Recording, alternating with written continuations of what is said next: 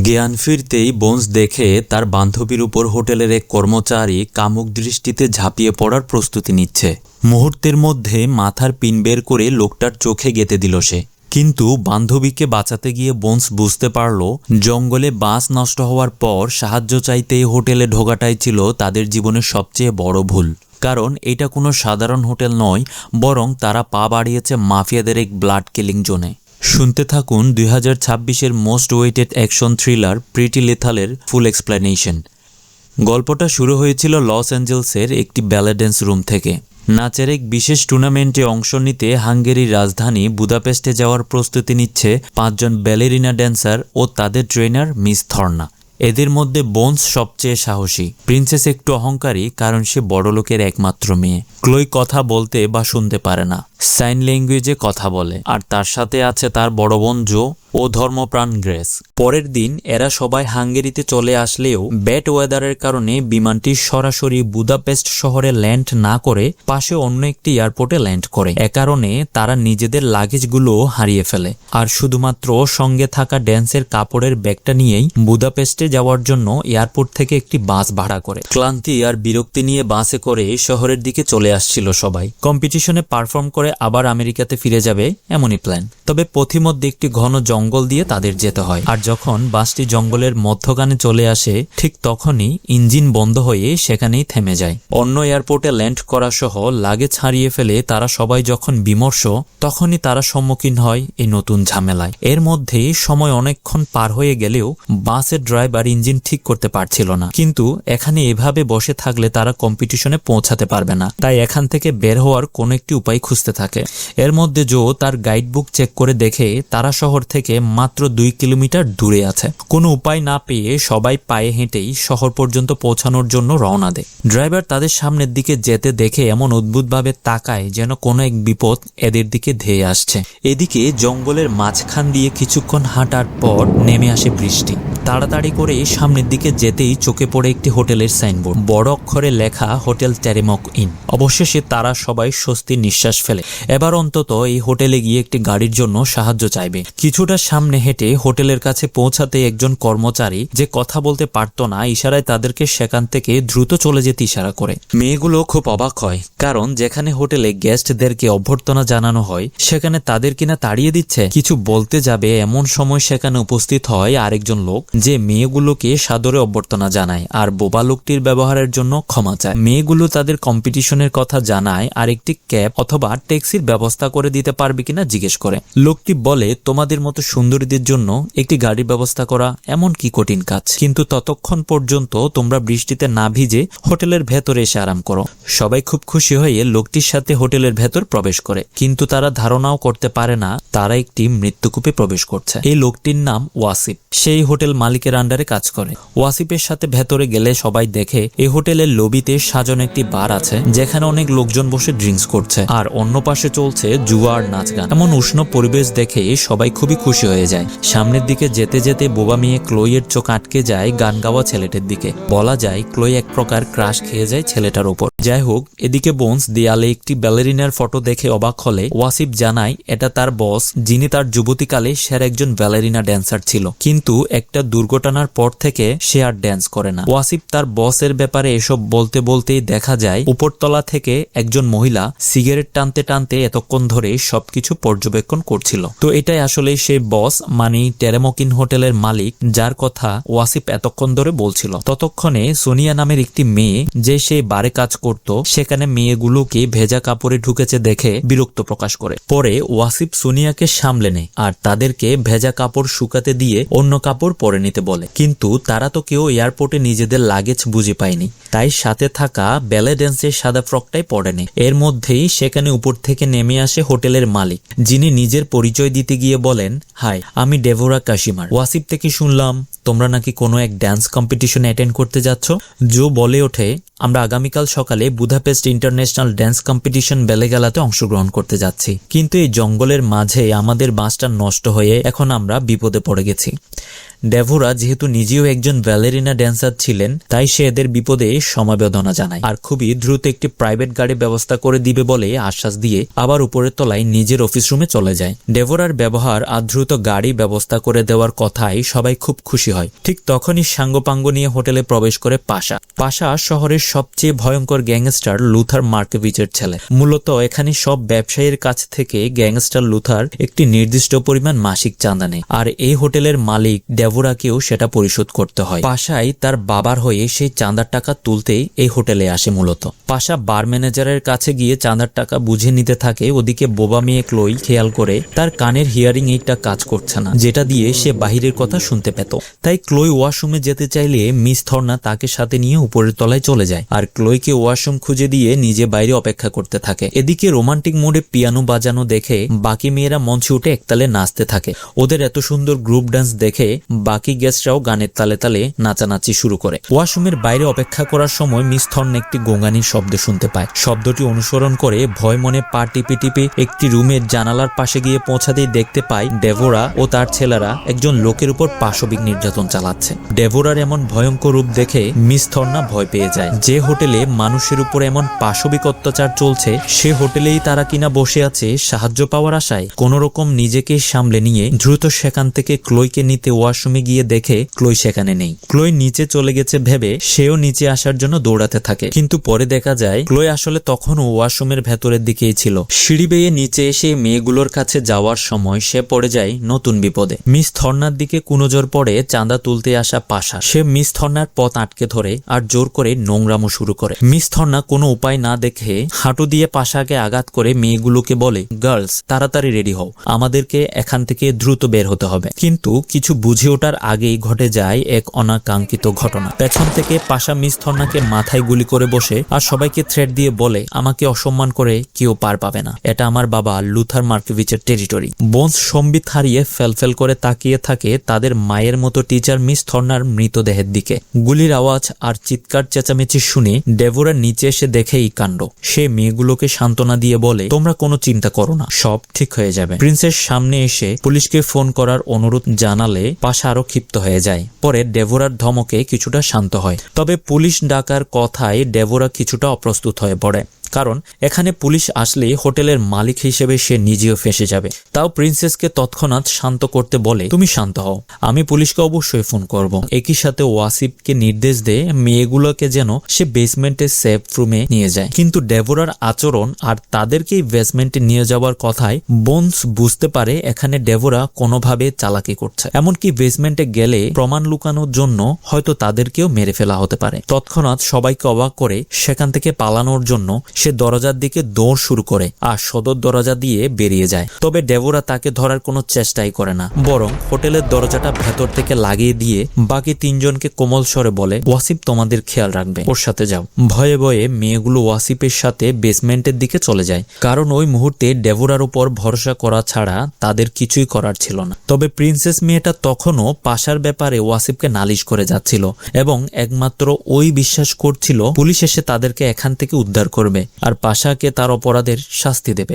আর grace রক্ত দেখে panic attack করলে ওয়াসিফ তাকে একটি ড্রাগ দিয়ে বলে, এই চকলেটটি খেয়ে নাও, এখনই তুমি সুস্থ হয়ে যাবে। অন্যদিকে ক্লোই যে এতক্ষণ ওয়াশরুমে ছিল সে এতক্ষণ ঘটে যাওয়া ঘটনার কিছুই জানে না। অনেকক্ষণ চেষ্টার পরেও হিয়ারিং এইডটা ঠিক করতে না পারায় সে ওয়াশরুম থেকে বের হয়ে দেখতে পায় যে সিঙ্গারের উপর সে ক্রাশ খেয়েছিল সে একা বেঞ্চে বসে আছে। ক্লোই নিজের চুল ঠিক করতে করতে ছেলেটার দিকে এগিয়ে যায় আর ইশারায় তার সাথে ভাব জমানো শুরু করে। আর ছেলেটা যেন মেঘ না চাইতে বৃষ্টি পেয়ে গেল। ওদিকে ডেভোরা পাশার লোকদেরকে দিয়ে মিস থর্নার লাশটা আরেকটা রুমে পাঠিয়ে দেয় আর কথা বলার জন্য পাশাকে নিজের অফিসে আসতে বলে। তো দুইজন উপরের তলায় যাওয়ার মুহূর্তে হঠাৎ দরজায় জোরে জোরে ধাক্কা শুনতে পায়। ডেভোরার সামনে গিয়ে দরজা খুলে দেখতে পায় তার ছেলে বোনসকে কাঁধে করে নিয়ে এসেছে। অর্থাৎ বোনস পালিয়ে যাওয়ার সময় সিকিউরিটির চোখে পড়ে যায় আর মাথায় শাবলের আঘাতে সেখানে জ্ঞান হারায়। তাকে অন্য মেয়েগুলোর সাথে বেসমেন্টে রাখতে বলে তারা দুজন উপরে চলে আসে। পাশা জানায় সে যে কোনো কারণ দেখিয়ে পুলিশের হাত থেকে বেঁচে যাবে আর বাকি মেয়েগুলোকে যে কোনো ভাবে ম্যানেজ করার চেষ্টা করবে, আর যদি তারা ম্যানেজ না হয় তাহলে তাদেরকেও এখান থেকে মেরে ফেলবে। ডেভোরার সাথে সাথে বলে ওঠে, এতগুলো আমেরিকান মেয়ে হঠাৎ উধাও হয়ে গেলে সেটা অনেক বড় ইস্যু হয়ে যাবে, তবে আমি তোমাকে যে কোনো ভাবে এই সমস্যা থেকে রক্ষা করব যদি তুমি আমার সাথে সমঝোতা করো। এটা শুনে পাশা হাসি দিয়ে বলে, আমি গ্যাংস্টার লুথারের ছেলে, আমাকে রক্ষা করার জন্য তোমার কোনো সাহায্যের দরকার হবে না। সাথে সাথে ডেভোরা রিমোট চেপে সিসি সিসি ক্যামেরা রেকর্ড হওয়া দৃশ্যটি দেখালে পাশা পুরোপুরি চুপ হয়ে যায়। ডেভোরা বলে ওঠে, আমার বাবাও প্রতি মাসে তোমার বাবাকে চাঁদা দিয়ে এখানে ব্যবসা করত, যার কারণে এখন আমাকেও সেটা দিতে হচ্ছে, কিন্তু আজ থেকে সেটা বন্ধ হয়ে যাবে। আমি তোমাকে আজকে যে চাঁদাটা দিয়েছি সেটা চুপচাপ ফেরত দাও, আর তোমার বাবাকে ফোন করে বলো সে যদি চাঁদা নিতে চায় তাহলে এখানে এসে আমার সাথে যেন দেখা করে। পাশা বাধ্য হয়ে চাঁদার টাকাটা আবার ফেরত দিয়ে দেয়, কারণ সে বুঝে যায় ডেভোরা এখন এই ভিডিও দিয়ে তাকে ব্ল্যাকমেল করছে। ওদিকে বোনসের জ্ঞান ফিরলে দেখতে পায় সে হাত বাঁধা অবস্থায় অন্ধকার একটি রুমে বন্দী হয়ে আছে, আর পাশেই সোনিয়া গ্রেসের কাছ থেকে এটা সেটা জিজ্ঞেস করছে। এই যেমন এই হোটেলে আসার কথা বা বাস নষ্ট হওয়ার কথা তাদের পরিবার বা ড্যান্স কম্পিটিশনের কেউ জানে কিনা। গ্রেস ওয়াসিপের দেওয়া চকলেট খেয়ে পুরোপুরি নেশাগ্রস্ত অবস্থায় ছিল, তাই সে বলে দে এখানে আসার কথা কেউ জানে না। বোনস কথাটা সামাল দেওয়ার চেষ্টা করতে সোনিয়াকে বলে গ্রেসের হুঁশ নেই, তাই সে ভুলে গেছে আসলে আমরা যে এখানে এসেছি এটা আমাদের সবার পরিবারই জানে, তারা অবশ্যই আমাদের খোঁজে এখানে আসবে। মাতাল অবস্থায় থাকা গ্রেস তখন বলে ওঠে, মিথ্যা বলছো কেন বোনস? আমাদের বাস নষ্ট হওয়ার পর থেকে তো আমাদের কারো ফোনেই নেটওয়ার্ক নেই, আমাদেরকে খুঁজতে এখানে কে আসবে?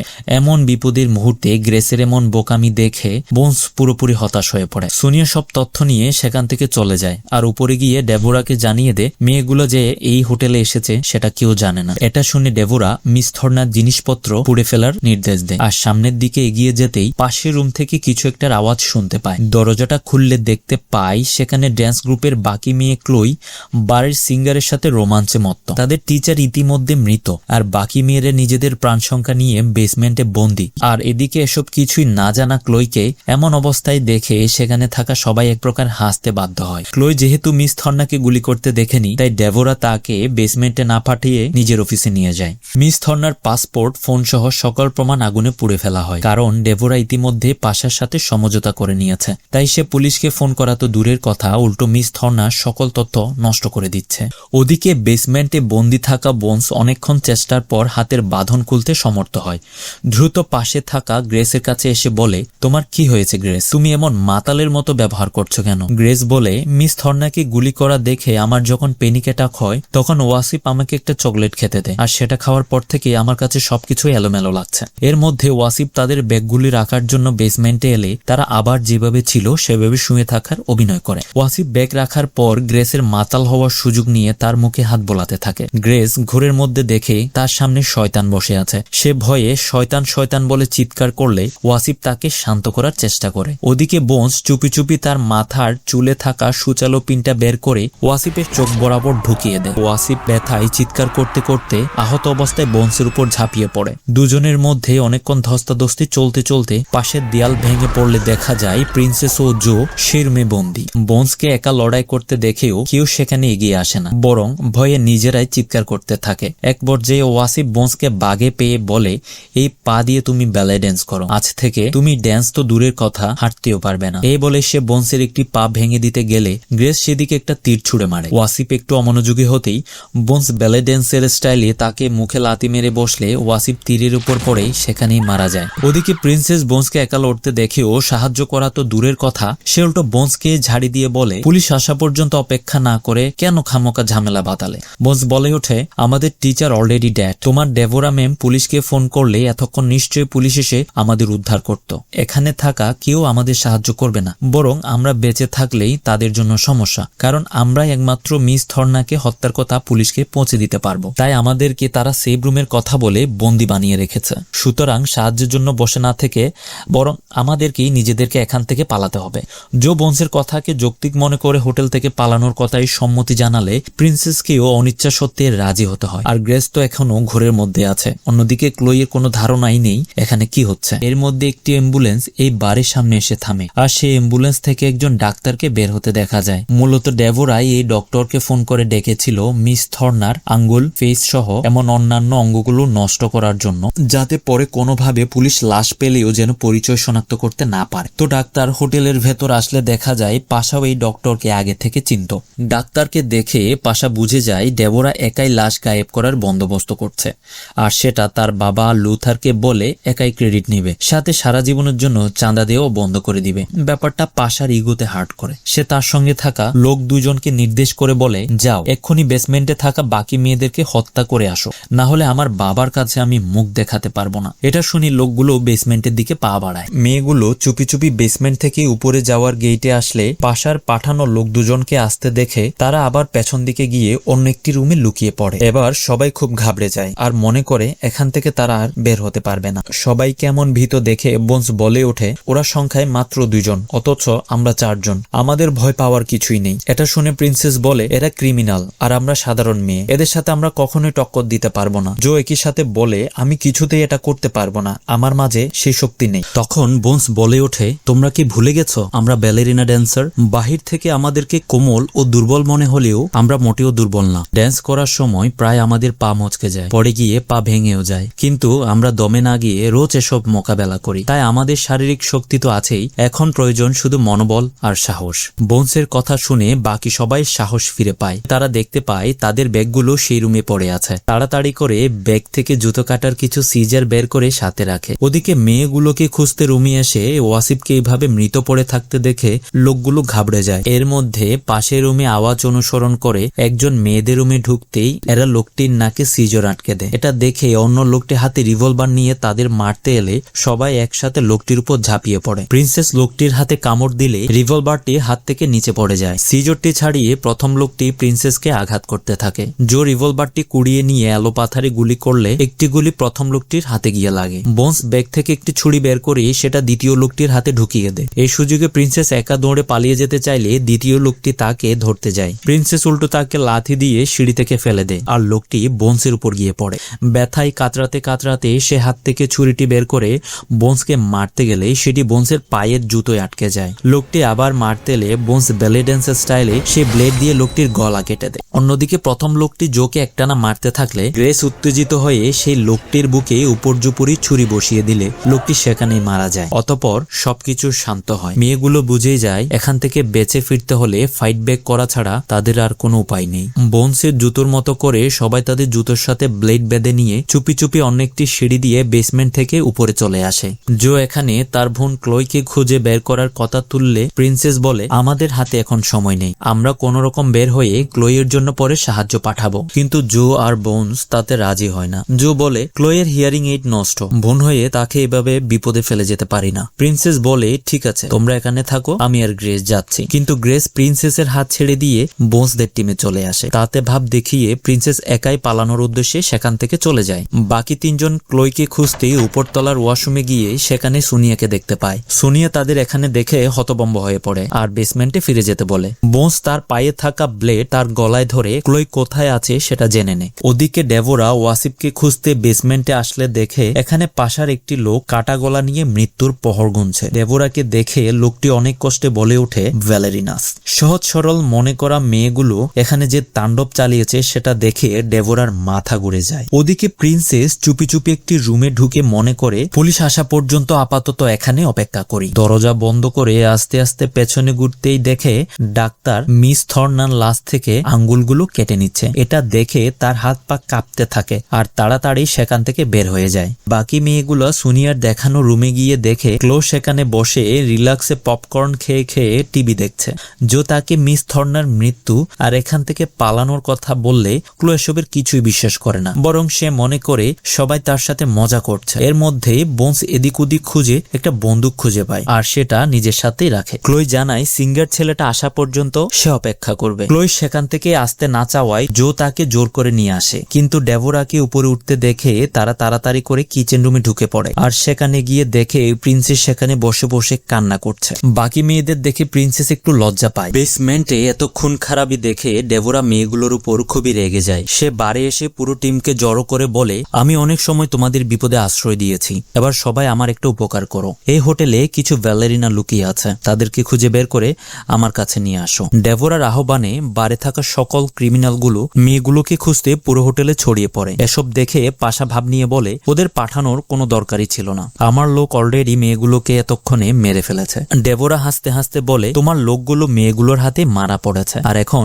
তুমি এখানে সম্পূর্ণ একা। তোমার কি হবে সেটা ভাবো। ডেভোরার হঠাৎ এমন রূপ দেখে পাশা খুব ভয় পেয়ে তার বাবাকে ফোন করে এখানকার পুরো পরিস্থিতি খুলে বলে। এরপর ফোন রেখে খুব ফ্লেক্স নিয়ে বলে, আমার পাপা আসছে। ডেভোরা মজা করে বলে, তোমার পাপাকে আমার এই ছোট্ট বাড়িতে আসবে? পাশা বলে, তুমি যেহেতু তার ছেলের সাথে পাঙ্গা নিয়েছো, তাকে তো আসতেই হবে। এটা শুনে ডেভোরা বলে, আচ্ছা তাহলে তো আমাকে রেডি হতে হবে। এটা বলেই সে নিজের রুমে এসে একটি ট্রাঙ্ক খুললে সেখানে অনেকগুলো বিস্ফোরক ডিভাইস দেখা যায়। ডেভোরা সেই ডিভাইসগুলো অ্যাক্টিভ করে একটা ব্যাগে ভরতে থাকে। বোঝাই যায় সে এই দিনটির জন্য আগে থেকেই প্রস্তুত ছিল। ওদিকে মেয়েগুলো কিচেনে একটি পুরনো টেলিফোন দেখতে পেলে প্রিন্সেস তাড়াহুড়ো করে পুলিশকে ফোন করার জন্য রিং করে। এমন সময় ডেভোরার একজন লোক আওয়াজ শুনতে পেয়ে কিচেনে চলে আসলে মেয়েগুলো তাড়াতাড়ি করেই সেখানে লুকিয়ে পড়ে। মেয়েগুলো এমন ছোট ছোট জায়গায় লুকায় যার কারণে লোকটি তাদেরকে খুঁজে না পেয়ে সেখানে কেউ নেই ভেবে চলে যাওয়ার জন্য পা বাড়াতেই শুনে টেলিফোনের অপর পাশ থেকে একটি আওয়াজ। প্রিন্সেস তাড়াতাড়ি করে বলে, আমরা টেরেমক ইন হোটেলে বিপদে। ব্যাস, এর বেশি কিছু বলার আগেই লোকটি প্রিন্সেসকে সেখান থেকে বের করে বন্দুকটি কেড়ে নিতে চায়। প্রিন্সেস পায়ে বেঁধে রাখা ব্লেডটাই লোকটির পায়ে ঢুকিয়ে দেয়। বোনস উপর থেকে একটি প্যান ছুঁড়ে লোকটিকে আঘাত করলে সেই সুযোগে প্রিন্সেস আবার লোকটির হাতে গুলি করে ঝাঁঝরা করে দেয়। লোকটি ব্যথায় কাতরাতে থাকলে সবাই কিচেন থেকে বের হয়ে সিঁড়িতে আসতেই দুই দিক থেকে দৌড়ানি খেয়ে আবার বাড়ি চলে আসে। পাশা এসে এই সুযোগে তাদের কাছ থেকে রাইফেলটি কেড়ে নিলে তারা আরো বিপদে পড়ে যায়। ততক্ষণে ডেভোরা সব লোকেরা তাদেরকে চারদিক থেকে ঘিরে ফেলে।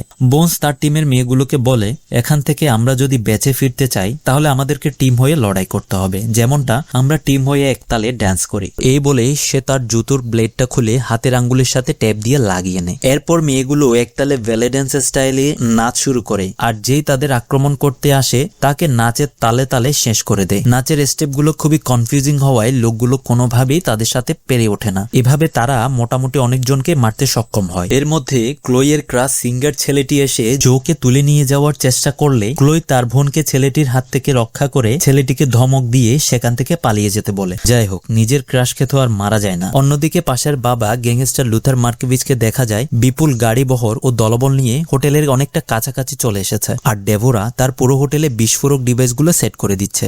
যদিও এভাবে নিজের হোটেল উড়িয়ে দেওয়ার কারণ আমরা একটু পরেই জানতে পারবো। এদিকে একজন লোক এলোপাতাড়ি গুলি করা শুরু করলে মেয়েগুলো বারের পেছনে গিয়ে নিজেদেরকে সেভ করে। এরপর তারা সেখান থেকে একটি মদের বোতলকে বিস্ফোরক বানিয়ে সেটা ছুড়ে মারলে সেটি বিস্ফোরিত হয়ে সব দিকে ধোঁয়ায় ভরে যায়।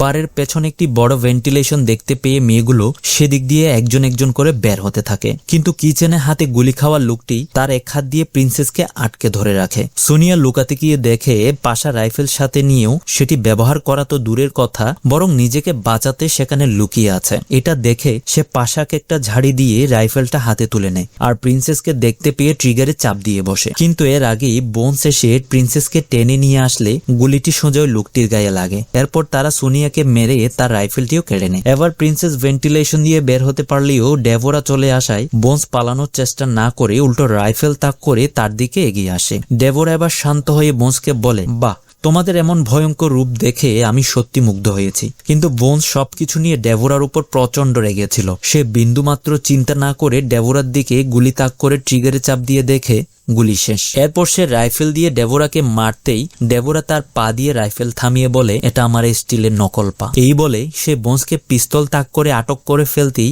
পাশা এই সুযোগে খুশি হয়ে সেখানে আসে আর বোনসকে ধরে ফেলে। কিন্তু ডেভোরা উল্টো পাশাকে পায়ে গুলি করে রিভিল করে যে এই পা আসলে পাশার বাবা লুথার মার্কেভিচই কেটে দিয়েছিল। পাশা ব্যথায় কাতরাতে কাতরাতে ডেভোরাকে গালি দিতে দিতে বলে, একবার আমার বাবাকে আসতে দে, এরপর বুঝবি তুই কার সাথে পাঙ্গা নিয়েছিস। ডেভোরা বোনসকে নিজের অফিসে একটি চেয়ারের সাথে বেঁধে রেখে মেকআপ করতে করতে তার জীবনের বেদনাদায়ক সত্যটি রিভিল করে। সে বলে, আমি 8 বছর বয়স থেকে ব্যালে ড্যান্স করতাম। আমারও ইন্টারন্যাশনাল একটি কম্পিটিশনে অংশগ্রহণ করার সুযোগ এসেছিল, কিন্তু সেটা আর হয়ে ওঠেনি। আমার বাবা একবার লুথার মার্কেভিচের থেকে টাকা ধার নিয়েছিল, যা পরিশোধ করতে পারেনি, যার কারণে লুথার বাবাকে কষ্ট দিতে আমার পাটাই কেটে নেয়। এরপর থেকে আর কোনোদিন নিজেকে ব্যালেরিনা সাজে দেখতে পারেনি।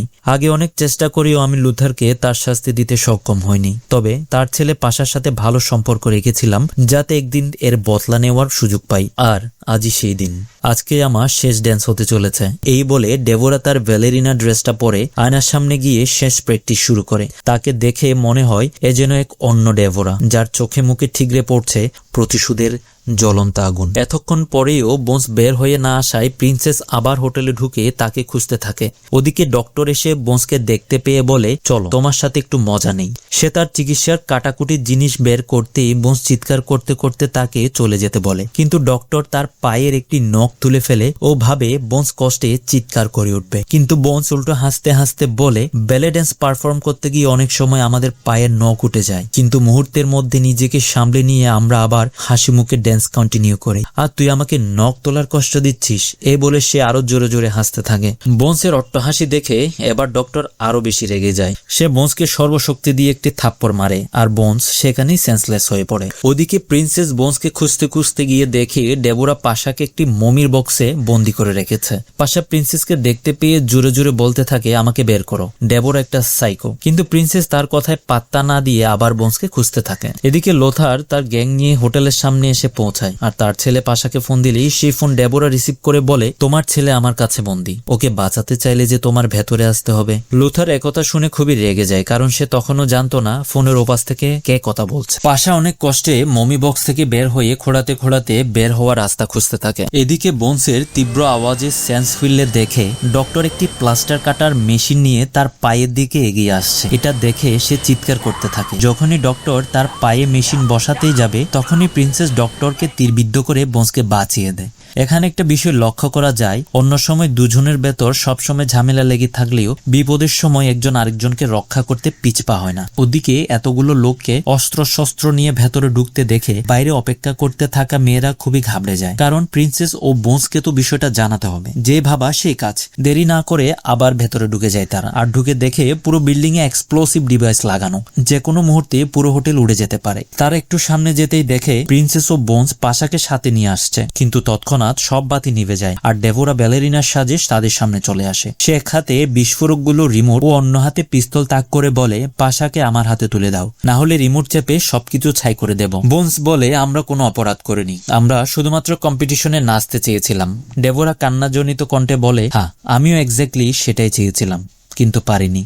লুথার আমাকে পঙ্গু বানিয়ে দিয়েছে। ডেভোরা এই সুযোগে বলে, তুমি নিজের স্বপ্ন পূরণ করতে পারোনি, কিন্তু আমাদের এখনো নিজেদের স্বপ্ন পূরণ করার সুযোগ আছে। আমাদেরকে তুমি এমন সুযোগ থেকে বঞ্চিত করো না। পাশার সাথে সাথে বলে ওঠে, আমার বাবা অনেক পাওয়ারফুল, সে তোমাদেরকে সাহায্য করবে, আমাকে ডেভোরার কাছে তুলে দিও না প্লিজ। বোনস বলে, তোমার বাবা আমাদের মতো মেয়েদেরকে কি সাহায্য করে সেটা ডেভোরার কাটা পা দেখলে বোঝা যায়। এ বলে সে পাশাকে ডেভোরার দিকে ছুড়ে মারে। মুহূর্তে লোথারের গ্যাং নিচতলা থেকে তাদের দিকে এলোপাতাড়ি গুলি চালাতে থাকে। ডেভোরা পাশার মাথায় পিস্তল ধরে বলে, তোর বাবাকে থামতে বল, নয়তো গুলি করে তোর খুলি উড়িয়ে দেব। পাশা উপর থেকে তার বাবাকে থামতে বললে লোথারের গ্যাং থেমে যায়। তখন ডেভোরা মেয়েগুলোর দিকে তাকিয়ে বলে, এখন কেবল আমার ব্যক্তিগত পারফরমেন্স চলবে, তোমরা এবার যাও, নিজেদের স্বপ্ন পূরণ করো, তোমাদের কম্পিটিশনের সময় হয়ে যাচ্ছে। এটা শুনি মেয়েগুলা তখন সেখান থেকে পালাতে শুরু করে। ডেভোরা পাশাকে পিস্তল ঠেকিয়ে সিঁড়ির কাছে আসলে লোথার ডেভোরাকে এমন সাজে দেখে ঠাট্টা করে বলে, তুমি এটা কি সাজার চেষ্টা করেছো? ডেভোরা খুবই ইমোশনাল হয়ে বলে,